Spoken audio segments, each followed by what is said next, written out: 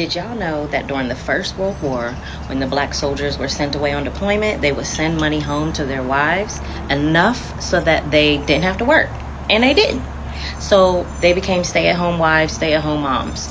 And this pissed some people off, and you know who. Mainly the white women. Y'all know what amazes me? Is how beautiful black women are. No, I'm lying, it don't amaze me. But I am absolutely loving the fact that we are focusing on our self-care and our mental health, and for black men as well. Kudos to us. If you didn't know, there was a time that what we wanted never even mattered at all.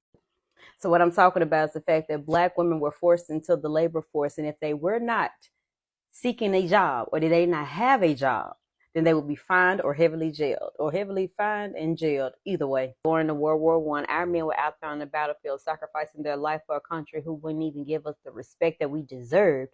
Our women were actually at home taking care of things, making sure our children were being taken care of, educating them, making sure our homes were safe.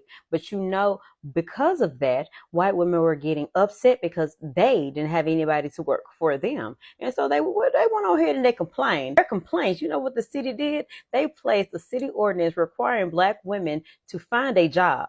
So this not only messed our homes up, but we are back into the homes of the people who have oppressed us, and now we are required by law to do so, when at first we were forced, and now we're being forced again, which is doing it in a different type of way.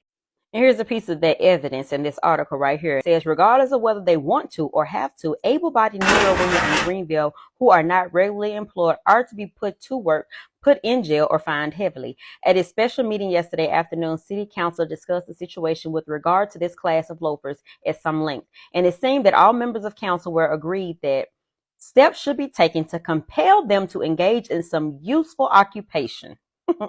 It was decided that an ordinance similar to the one now in force requiring all able-bodied men to work at least 5 days per week should be passed with regard to these women forced into the labor force. But I guarantee you our pay was not the same, which is no different from what today's society is still talking about.